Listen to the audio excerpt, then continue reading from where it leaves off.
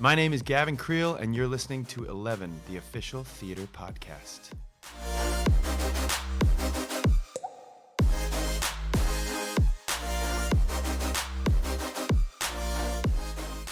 Hello and welcome to 11, the official theatre podcast that brings the biggest stars and creatives together in one place to discuss life in the arts.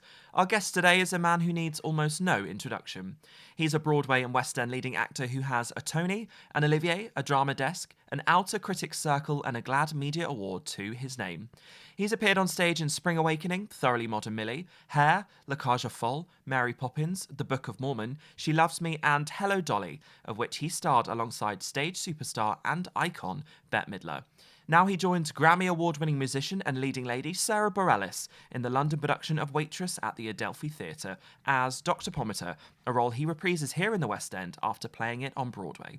Get ready for some serious pie action and puns as we go sugar, butter, Gavin. Please welcome to 11, Gavin Creel. Yes, that was sexy. It's a good introduction. You don't mind the pun, kind of the pie puns? Oh, come on, just give them to me. Okay, fine. Smash me in the face with them. How about that? I was going to say to start with, kind of this show, you write about in the show, you talk about, you sing about, they even make, but there's no pies anywhere in this building. Like, where are they? There are pies in the building. Where are they? They're downstairs on the deck. They're right now. They're cutting them up for people to eat on stage.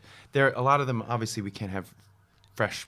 It would be cost prohibitive to have real big shiny pie, and they wouldn't look good under the light. So they have some really expensive, beautifully made prop pies. But then there are when people are sitting there eating, they're actually eating. I eat a gluten-free tart in the middle of the show, 2 bites, and I savor that moment. Do you just crave pie all the time now because of the show? Because it's kind of constantly on your mind. I'm sort of method in that Dr. Pomatter is off sugar, and I sort of am as well at the moment. Just trying to get rid of refined sugar out of my diet, which is so boring. Let's just kill this podcast and we talk about that a little more. So no, not too much pie at the moment. No. Because a story about kind of gynecology and pie. Oh God, musical, this is already a bad lead-in. Gynecology and pie, everybody. You're like, oh, how would this work? But yeah, it works so brilliantly. It's pretty neat, right? When people say to you, "What is Waitress about?" How do you kind of explain it to them? Not a lot of people ask me that. I guess you are, and I'm going to tell you now. Let me see. What would I say?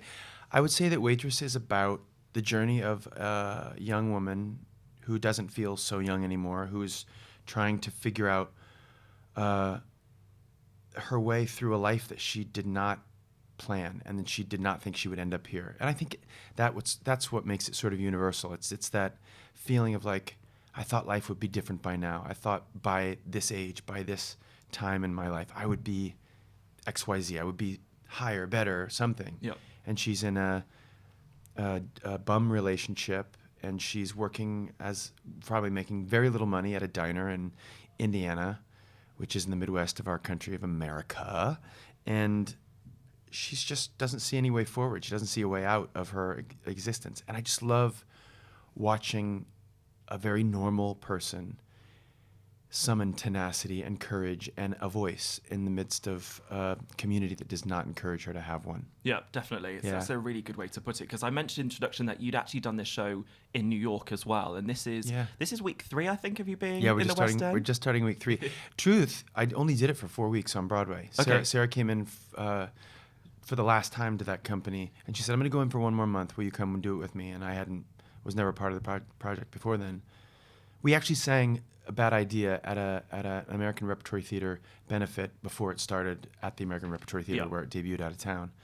So that was I learned the songs and I fell in love with her there. And but yeah, I'm going to have done it 2 weeks longer than I did in New York. So I feel like I really like this guy. I like his quirk, and I like his conflict and his bad decisions and his bad ideas, and I love this music so much. I mean, she's written a score that is just like pop meets musical theater meets emotion all of it just happening at once in one beautiful pie, if you will. Thank you so puns much, everyone. continue. Yeah, exactly. How is it getting to sing songs that Sarah's written opposite her as well? Are you like, she knows all of this music, she knows where it comes from, she kind of knows how it should be? Is that nerve-wracking, or I guess you guys are friends? So A little bit, yeah, we're friends. me off. But like, honestly, we were in Tesco the other day, and she goes, "Hey, you know what I was thinking? Do you want to try this on Monday in the show? So we're going to try something new in the show." And I'm like, that's the composer just going, "What if we tried doing this slide here between these two notes, and don't take a breath there, and we could match up?" Because she was on tour going through the country just before she came here. Yep. Touring arenas. Like, I saw her play Madison Square Garden for 11,000 people, sold out. It was amazing. And she and her bass player sang "You Matter to Me," which is my favorite song she's ever written and my favorite song in the show. And they did some little ornamentation in the song when they did it on tour. So she said, "What if we tried tonight?" I honestly don't remember what it is, so you're just gonna have to sing it to me before I get on stage. But that's not how it goes. But Yeah, Sarah. I mean, sometimes I worry about it. The question is honest, and it's a good question, and thinking like, this isn't just a brilliant actress who I'm playing opposite. It's the composer, and once in a while I have a little fun. I like lick something or riff or take an optional note. And I always wonder if I'm going to look back at her and she's going to be like, "What are you doing? Don't screw up my music." And she's never like that. She's like, change the key to make it fit the person. And if there's something that's going to make it more exciting, try it. She's so open to that. It just has to be run by her, of course. Yeah, of course. Yeah. Of course, she's the boss. She's the boss. Yeah. Because I don't want to kind of go on here saying gossip, but when I was looking at some of the things that people have been saying about you in the show, the word naughty and mischievous does tend to come up quite a lot. Does it really? So maybe you're the naughty, or maybe it's not her. It might be. I love that.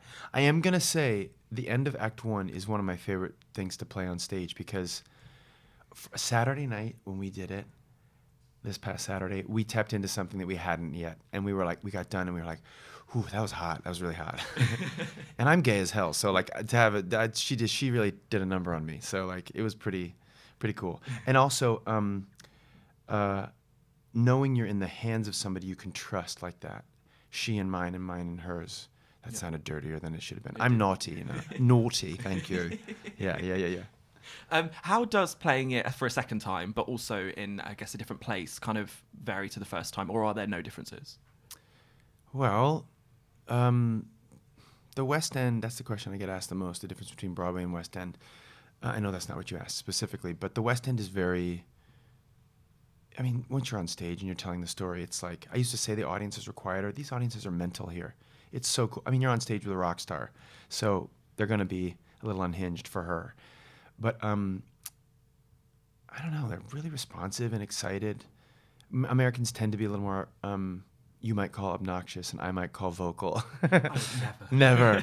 Yeah, we tend to like just yell and scream and clap and stuff and be loud. But I think I find this time around getting to do it, just deepening and getting it. I mean, normally I've never done a contract this short. It's usually 6 months or a year. Yeah. And then you have to go through the discipline of like, you deepen, and then a few months in, you're like, "Oh my gosh, I know every corner of this guy." And then you go further, and then you have to get through the discipline of, this is boring now, and I have to say it again. And it's like, no, boring people are bored. I can make this interesting, and I sort of enjoy trying to get back to, what am I saying? What is she saying? Yeah. What do we want? And then some days I'm just terrible, so I try to fake it the best I can. I mean, it's not like people know the show. I mean, those fans are obsessed, right? Like they love it, and they're very protective of it as well. And I think that's why there's so much excitement, not just about Sarah, but you as well coming here, because people I think are excited to have you back in the West End. I'm like really excited to be back. I mean, last time I was here was Book of Mormon at the Prince of Wales, and we opened, oh my Lord, 7 years ago. Next month, I think. Our first preview was like March 15th or something, maybe beginning of March. Got good memory. Yeah, I have a terrible memory. I don't know why I remember that. I know it was 2013. I know it was March. It gets crazy to me. That was 7 years ago. The thought of having to play Elder Price right now, I'd rather eat my own eyeballs. That part almost killed me. It was so hard. And you were amazing in it. I was very lucky to see you. That's very kind of you. Thank you. I really enjoyed playing it, and it's one of the greatest. I think one of the greatest written musicals of all time. Definitely. It's so smart. It's so iconic in the way that it tips its hat to so many different musicals, and also the subject matter is so controversial yet also universal at the same time. I just love that show. I'm gonna pop over and say hi to the gang when I get some time. They'll be like, I think I might recognize you. Yeah, they'll be like, get in here, old man. You were too old to play it then. You're definitely too old to play it now.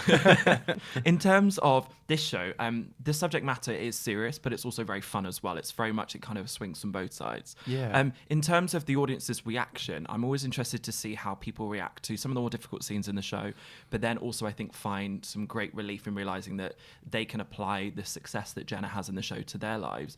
How has it been in terms of New York and here, getting to see how the show has affected people's lives? Because it really does translate. You're right. That's a great comment. I have to say, my immediate reaction to what you just said is, and this is a London audience. Not that Americans don't listen, but London audiences are really tuned into and silent in the quiet parts and really listening to the point where I feel this subject matter and the arc of her and her discovery, I feel like they're really affected by it here in a really beautiful way. It's just finding someone who is stuck, who can't find their way out. You're, as the audience, going, it's through there. Go, Yeah. you can do it. You're rooting for her, and when she finally finds her voice, I think it's such a cathartic experience for the audience, and you want to believe that there's a little Jenna in everybody, and in yourself, there's some part of everybody, I think, that has been like, oh, I was misunderstood, or somebody treated me poorly, or I wish I'd. So if you haven't ever had that chance to find your voice, come find it at Waitress. Like come watch her do it and then leave. I think people do leave here, like going, you know what? I'm gonna go home and sort myself out, or I'm gonna go home and sort myself out is also kind of dirty, isn't it? I'm noticing a theme. Yeah, I'm naughty. I'm sorry. But I'm going to go and sort my life out, and then I'm going to go home and sort myself out. Hey! Can you say that on this podcast? I don't know. I mean, you can say anything. I can say anything. Yeah. Okay, cool. I'll try not to be dirty anymore. Hey, everybody. Welcome to Waitress. And now you're also working with a certified Grammy winner. The day before her opening. I was going to say, so you're sat knowing you're going into the show, and then that happens. Then do you think, I might as well just not turn up? Like, she is, like, running it home. How did you feel when you found out that she'd won? Well, I got to tell you, how I found out is I knew the Grammys were the night before, and obviously they start at 1 a.m. here this time, and I knew she was nominated, but I don't know why. I just forgot. I didn't. And then I woke up and had my breakfast, and then she came downstairs because we live in the same building here, and she's like, you want to walk to work? She opened up the door, and she was like, hey. I was like, hey, what's going on? I won a Grammy. I was like, what? I'm still in shock. I'm in shock that she hasn't won one sooner, because she's, I think, so brilliant. And I think she's the best female vocalist in pop music today. I stand by that. I think she and Adele are like, Adele has like that iconic voice. And I was asking my best friend at home, who else, Celia, is better than Sara? Like who is like on Sarah's level from singing, a vocalist, like knows how to. She's like, yeah, Beyonce. And I was like, okay, fine, Beyonce. Let's put Beyonce there too. I just think she's that good. So to be recognized now, and then to have it be on the eve of her West End debut, and the love that came at her from the audience that night, and subsequently every night since, like they just keep getting better and better. Yeah, it's exciting. Yeah, it's really exciting. Yeah, I'm sharing the stage with the Grammy winner. I'm the gynecologist of a Grammy winner. I look at her Grammy every night. I don't know what that means. Ew, gross. We all know what that means. Yay. Obviously, you've got Marisha Wallace in the show as well, who returns, who is incredible as well. It's literally just an ensemble of powerful women. It must be like the most liberating thing ever. Evie who just joined as well. Yeah. It must be amazing. It is amazing. I think they're kind of quite a dynamic. A terrible trio. What do you say? A terrific trio. Terrific trio. Yeah, they're just. I mean, Marisha is so funny. Evie is so funny, and also so human and quirky. And Sara is like this beautiful center to that. The three of them, and I just feel like you have to see them together while they're here, and while Sara's here, and Marisha is here, and Evie's here. They're dynamic, the three of them. They have such a great, and it happened instantly. Like Sara knew Marisha, obviously she was in the original company, and Sara was here putting the show up last year. But we were in the rehearsal room the week before we started, and Evie was in there, and I misunderstood Evie's participation. I thought she was like a swing, and she was just there to help us out because she was so good, and so like had no. And then at one point I asked her, so I started a week ago, and I went, wait a minute, what? And then I see her on stage every night, and I go, she's like an old pro. She's got an old soul in her, and she's remarkable. So they're amazing. I saw her in Carrie, and it was like Did going she to play? church. Did she play Carrie? It was insane. Oh Like my it gosh. was like a religious experience. I bet. Was that down in the Charing Cross? Yeah, near Southwark, near the Southwark Playhouse. Okay. Yeah. No, okay. It was amazing. She's phenomenal. So yeah, definitely come see. I think it's a great group. We got the whole cast is great. Everybody's swinging for the fences. Yeah. That's a baseball reference for those of you who don't know what that means. I don't know sports either, so I'm a douchebag just then. Sorry. Moving on. I was very lucky last year to host with Lucy Jones, who plays Jenna here as well. And we hosted a Pride-themed karaoke night. And we ended up having my friend Nina West, who came to the show on Saturday. I was so excited to meet her. She ended up doing a lip sync, should I say, to Lucy Jones singing "She Used to Be Mine," which Sarah reposted. It was this amazing moment. Lucy sing it on stage? That's amazing. Stood there with the microphone, so it meant that it was like vocal gymnastics. It was something pretty amazing. Wow. I'll show you the clip. And I was like, isn't "She Used to Be Mine" like the best lip sync song ever? Have you ever tried lip syncing to that? Because I know you sung it. I've listened to you sing it before, and it's amazing. Oh, thanks. I just did a little arrangement of that and played it on piano. But no, I don't think I'd be a very good lip syncer. Okay. There's a whole chin thing you have to have, and the lip and the tongue, and you know who Lip Synca is? As in Lip Synca, the performance artist. She is the master at it. She does telephone 100%. Calls and conversations, and it's an unbelievable art. So Nina West I'm going to leave it to her to crush it. You said something I wanted to comment on. Oh, Lucy Jones and David Hunter. Yes. Like we serve at the pleasure of Lucy Jones and David Hunter. Like they are remarkable, and I'm excited to see Lucy's concert. I've seen clips of her, Jenna, but I didn't get to see it live yet. I'm hoping we'll be able to see it before we go. But I've seen David, and they're just so good. Yes, and it's like, it's very intimidating to step into the crocs of David Hunter, because I watched him and I was like, oh, he's like a master, comedic and sensitive and beautiful singer, and so I had big crocs to fill. It's so nice. I think when people come to see the show, and it's obviously you get to experience Americans in the roles, get to experience kind of Brits in the role. It feels like we've kind of got the best of everything at the minute. It feels like one big love in it. It's cool. And everybody's American to me. It's obviously easy for me because it's my country, and I grew up in Ohio, which is right next to Indiana. Okay. Even though my character's from Connecticut, but they're doing it. They're taking us there. Yeah, really I just have this kind of vision of you emoting in the wings to Sara Bareilles every night, and "She Used to Be Mine," just being like, sending it home. At the end, we stand before we're pushing the bed out, the hospital bed. Nate and I in the cast, and we just listen to her finish, and we're just like, "Are you kidding me?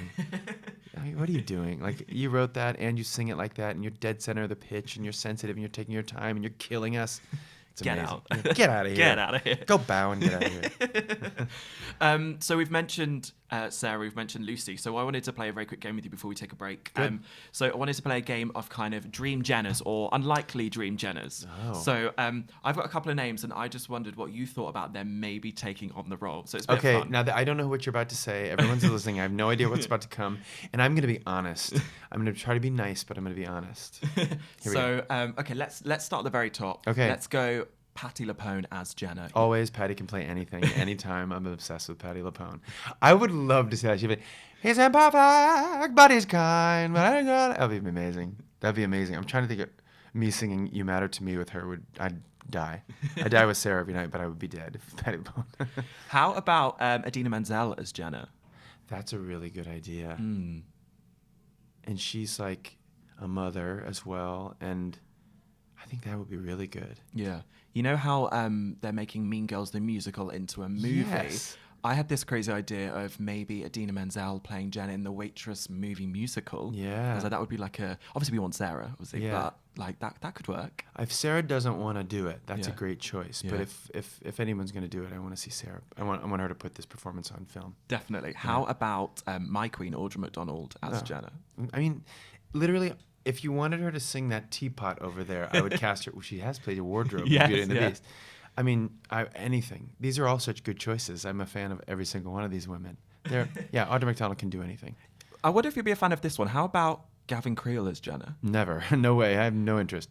I do think I flirt with like the idea of like sometimes I listen to those Earl scenes and I go, what do I gotta get out there and like beat that woman, like do that horrible part like that. It's just so hard. Tam is so good, and it's so hard to get out there and you're like abusive and horrible. And I think, would I want to go there? I don't know how he does it every night. Yeah. I could do it once and I'd be like, ugh, I don't want to do that again. Yeah. But no, I don't want to play Jenna. No. I would want to play.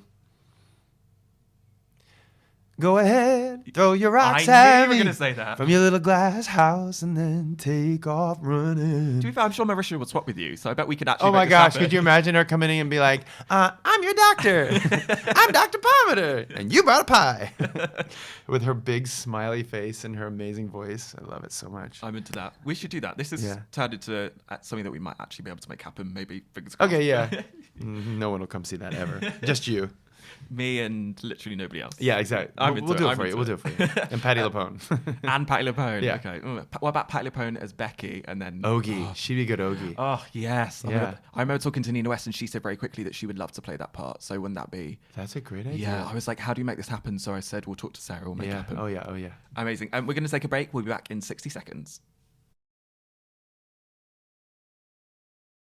Welcome back to 11. Gavin Creel is still with me. Hello. Hi. We were kind of talking about Sarah's awards and how amazing Waitress is, but you have a pretty impressive set of gongs of your very own. Wait, what did you call them? I was going to say gongs. That sounds really weird. I love it. Gongs. It's Yeah. like the gong at the end of Aquarius in Hair. I got a couple gongs for you, everybody. Well, I was going to ask you where do you keep your gongs, but I don't know if I'm just making this. I know. It's a naughty pie day. I have a bookshelf at my house that they're down on the bottom because I don't know, it feels obnoxious to have them up high or anywhere displayed. So if you're in my house long enough and you're coming over and sitting in my living room, you might be looking at my books and be like, oh my God, there's a Tony, there's Olivier.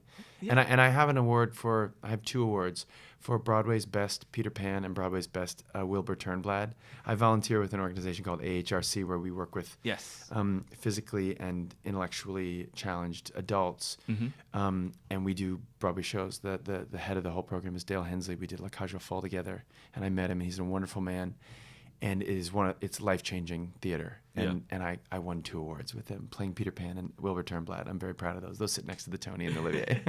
Because Kate Winslet keeps hers in her toilet, so every time anyone goes in there, she said they're always in there a long time. So they're there with the Oscar, totally. pretending. That's the place to put it. I used to put, when I was nominated for Thoroughly Modern Millie the first time, I put my nomination plaque in the bathroom, right way down low next to the loo roll. Because I thought, well, if you're in here and you come in, you'd be like going for the toilet paper, and you're like, oh my God, that's a Tony nomination certificate. Yeah, I gave them. My mom and dad have my Hello Dolly nomination certificate. My sister Heather has my hair certificate and my Millie certificate, and my other sister Allison has my hair one. Amazing. Does getting those awards ever become normal? Like, do you get like 2 in and you're like, this is, of course, this is always weird? No, we have a joke. Celia, my best friend, who won for To Kill a Mockingbird last year, we have a joke about how like awards and how much they mean, and they do mean a lot. Mm-hmm. I'm not gonna lie. I don't want to be flip about it. It is such an honor, and of course I wanted to win. Of course I wanted to be recognized. But when I was 7, I dreamt of it. I'd love to win a Tony someday. I'd love to win an Oscar, whatever. Blah blah blah. But now that we have been lucky enough to have our name called and make the speech and all that wonderful stuff and dress up, we joke that like, oh, does the Tony make you happy, Celia? She's like, no. And I'd be like, why not? And we both look at each other and goes, we need 2. 2 Tonys. That'll make me happy. the joke of like, if you had 2, then you're happy. Norbert Leo Butz is truly happy because he has, it's all BS. It's so funny. And I don't want to make light of the honor that it is. Yeah. But I also want to tell anybody who's dreaming like I did when I was 7 years old until I got my name called that like, hold on tightly, let go lightly. It's like, yeah, dream and then just let it go. Yeah. Because if that's what you're in for, you should pick another profession because there's way better awards and a lot more money at the end of that light where you could possibly be recognized and be a CEO of a corporation and have $65 million bonus or some nonsense. I don't know. I made that up. Hi, everybody. I always imagine Audra McDonald with her 6 just has them as doorstops. You have too many. What do I do with these? I went to her house, and I'm not kidding. There was the day that I was there. She was like, oh, here's one. Oh, there's one there. She's like, she goes, oh crap, I don't know where that one is. And it was somewhere in her house. She's like, and she wasn't like, here's one. That's not her at all. And she was like really kind of stressed out about the fact that she goes, oh crap. Because you have to sign a contract and that you'll never give it away or lose it. And it's numbered and it's like a whole thing. Yeah. It felt very fancy after the Tonys were over and it came in a box and I was like, oh, I open it up, it's engraved and then there's a number under it. My number's, I probably shouldn't say, I don't know if that's illegal or not. I don't know. But it's there and yeah. Anyway, it's amazing. It's so amazing. So amazing. And looking at those 2 awards acceptance speeches, who knew that Gavin Creel was a style icon? The green and the blue. Gosh. The Tony Awards one I was obsessed with. Thank you. Pale blue. It's that so was good. Jeff Mashie, Milan Bet. Jeez, I'm messing his name up. Milan Breton. Crap, I'm gonna mess up his name. I have to look it up. He constructed the whole thing, and Jeff Mashie designed it. Jeff Mashie was the costume designer for She Loves Me. And he's a friend of mine. Yes, and whenever I like to take risks with style. I've failed miserably. Look up pictures of me in the opening, the Tony Awards for the hair. Oh my God, I look like a train wreck. And that was made for me too, and it was beautiful, but my hair was terrible. I look like anyway, moving on. But that night I said, I really enjoyed, I like dressing up and being wild for a night like that. It was so much fun. That was my second favorite part of that evening. It's pretty great. Does it translate to day-to-day life? Do you get dressed up or are you not really that bothered about fashion? Look at me now. You look good. What are you talking about? You were like, oh, I look terrible. I'm going to tell you, those of you who can't see, this is not visual. I am in a stretched out Theory t-shirt that I think someone gave me as a present, and I'm wearing the same. I bought these jeans on Amazon. Oh, and I do have these like kind of future shoes. They're called UFUs, and they saved my life. Look them up. They're called UMGs. But I literally, I don't know. I love when someone else buys me something that's great, and I go, I'll take that. You're going to end up with just loads of clothes at stage door. Oh, come on now. Come on. Okay, I don't like prints. I just like simple solids. I'm a medium, just cut down the side. No, yeah. One thing I want to talk about is your openness about your sexuality. So thanks. You have been open pretty much through all of your career. The truth is I didn't come out till Hair. I didn't come out professionally. I mean, professionally, all the people who knew me knew I was gay, but like there was an interview I did for Out Magazine. It was in The Advocate first that Justin Ocean did, I think it was his name.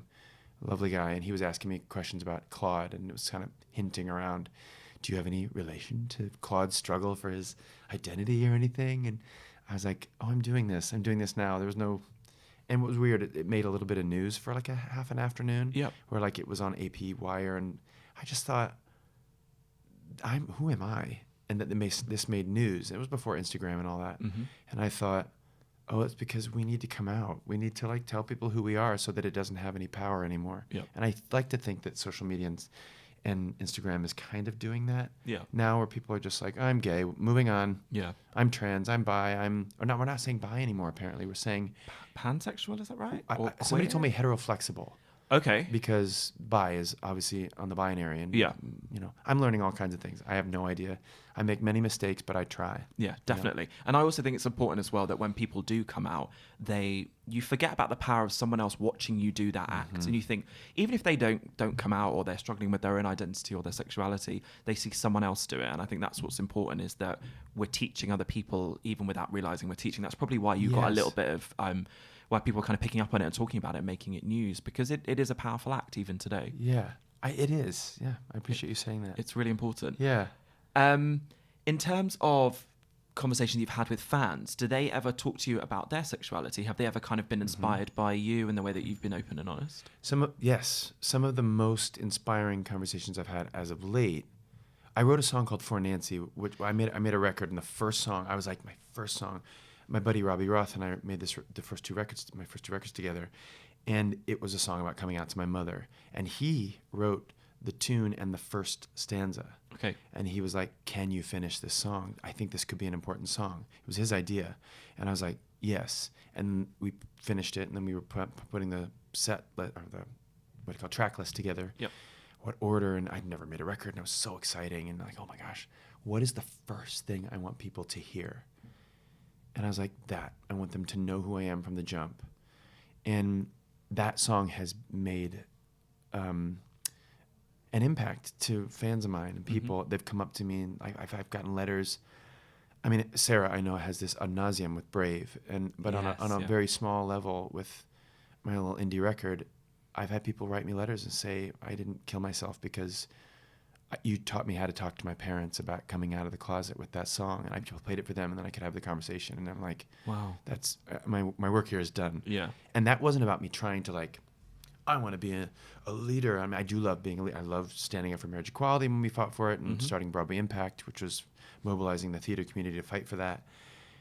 But that was just about, I want to make a record. I want to make music that is honest and fun. And I called it Good Time Nation because I want people to listen and for 39 minutes just feel like, oh, this is such a good time. This is so fun. And you listen from start to finish. And I put it in that order before, when I thought people listened to albums and people listened to singles. And I went, well, if you want to, just press play. And it's 15th anniversary of the record, and we're going to do a concert in New York next year. Oh, wow. Yeah. 15. Wow. Yeah. That's amazing. I know. I was 2 when I started. Yeah. But there was something else I wanted to tell you about that. It'll come back to me. It'll come back. TBC. We'll come back to TBC. that. Well, it seems like a really good link because we spoke about you doing Book of Mormon here, and obviously you're in Waitress at the moment. The other show that you did in the West End was Hair, and you got to work with a soon-to-be real-life ice princess in Casey Levy. I did. I spoke to Casey Levy, and I've watched the videos, and I saw her in Ghost, and I saw her in Hair, and even today, I think, is she actually human? Is that the voice? Like, it's ridiculous. Like, it's ridiculous. It's ridiculous for 2 reasons, and this is my expertise talking. When you listen to that woman's voice, the first time I heard it was in the lobby. We were learning the songs. Sasha Allen, who also has one of the greatest voices on the planet. Sasha Allen, Casey Levy, and I were joining the company, and the rest of the company was coming the next day. We were sitting in the lobby, and Casey started singing, "Good Morning, Starshine," and she has this warmth that happens, not in her nose as in it's nasal, but she has this openness in her, in the front part of her that is warmth, like I've never heard in a voice. And the second part is she can also peel the paint off the ceiling of a room with that unbelievable forward point of her belt, and it's remarkable how she does it. When we went to watch Sarah host the Tony Awards, and it's the crime of crimes that Casey was not nominated for her work in that. Neither was Patty, and they were both so good in Frozen. But she got up there and rose up through the floor and sang the back half of Let It Go at the end of their montage. I stood up in Radio City Music Hall, and I was like, that was the performance of the night right there. And then she had this gorgeous dress on, and we saw each other at the after party at the Carlisle Hotel, and I was just like, oh, my cast is getting here. You might hear a little bit of noise. They're a little bit wild. I'm going to have to tell them to shut up. But she killed it. She crushed it. Yeah. I was so proud. That's so naughty. And then you go from Casey and all the other amazing people that you've worked with to working with icon Bette Midler. Yeah. I mean, and you're on the album. I was literally listening to it on the way here, and I was thinking, I'm going to talk to the man that literally is singing with Bette Midler, which I know doesn't even seem right for me to even have that conversation with myself. Oh, it's just I still can't believe it. I can't believe it's done. I can't believe it happened. I'm so glad she came back at the end of the run into those last 6 weeks, so we got to like experience it one more time, and I also got to work with Bernadette Peters and Donna Murphy, like these theater legends and international legends. Like they're just their influence is so far-reaching. But Bette Midler is truly every single lane in entertainment she has placed first in. You know, she has done everything, and it's remarkable to watch her work ethic and her seriousness. She's so serious about what she does, and I loved every second of it. I did. I mean, it's from her yelling at me, not yelling, but like yelling, "You're stepping off the stage," when it was like the tape markings on the floor when we were rehearsing, and I looked up at her and I was like, "Oh, I don't pay attention to those until we get on set." And she says, "Why not? We're not going to step off the stage." And I was like, "Okay, fine." to her walking upstairs with her like turban on and her like skinny jeans and her cashmere sweater, holding a bottle of unbelievable tequila, and her going like, "Who wants tequila?" You know, like at a party we threw in our hallway, and it just knowing her as a human being is such a thrill. And I have a huge piece of art that she gave me for opening night that hangs in my house that I'll have for the rest of my life, and know that Bette Midler gave me that. That's from Bette. We're on first name terms. on the back, I taped the thing on the back, and it says, Gavin, you're the greatest, love Bet. And I'm like, I mean, for the rest of my life, it's just, I still can't, I'm going to like cry or laugh or barf or something just saying it. I'd literally be buried with that. I'd be like, that's coming with Oh, me. yeah. That's, Oh, yeah. No one else is having that. I'm going to be laid on top. It's a really big, it's like 7-foot piece of art. And I'm just going to lay my dead body on it and then shove me out to sea, and that'll be my little raft out to the heavens. Thank you, Bet. That's camp, and it's better. That is so camp. Yeah. And I love the fact that superstars of her stature and her size are coming to the stage and feel at home at the stage. And this is happening in the West End at the moment. I mean, I know Imelda Staunton's obviously playing Bet's role here, and I know that she's obviously an icon of the stage here, but she's very huge in films as well. And she's going to be the queen in the 5th season of The Crown. Yes. How exciting is that? It's crazy, and I love the fact that people really understand now, I think more than ever, the importance of theatre, and that feels like real progression, I think, everywhere. Well, I have to say that's thanks to you.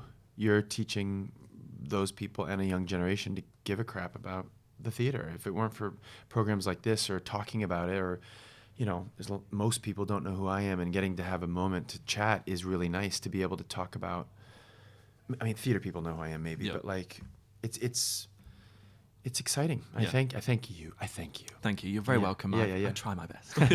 Okay. You do it well. Thank you. We've literally got a couple more minutes, so I'm going to play another game with you. Okay. So I'm going to do a quick fire round again. So I'm going to say the name of the shows that you've been in. Okay. And I want you to say just a couple of words about your lasting memory of that show. So what it meant to you. Okay. Okay. So one of my favourite shows ever, La Cage aux Folles. Danny Davis. That's the thing that comes to mind. He's a lifelong friend of mine and has been such an amazing influence in my life. And yeah, amazing. Hello, Dolly. Bet Bernadette and Donna. Also, I would say my progressive Christmas party. I'm just going to leave that out there. Oh, okay. Legendary. Spring Awakening. Oh my gosh, getting to sing Duncan Sheik's score was paramount to my development as a contemporary theater singer. I loved that experience. One of your faves, Thoroughly Modern Millie. Oh, Sutton, all day long Sutton. Just Sutton. I never, until Sara, I'd never had chemistry like that on stage. I've had amazing co-stars, and I love all of them, but it was next level, and Sara is taking it to the next level for me. It's like, it's weird. Hair. Best show I've ever done.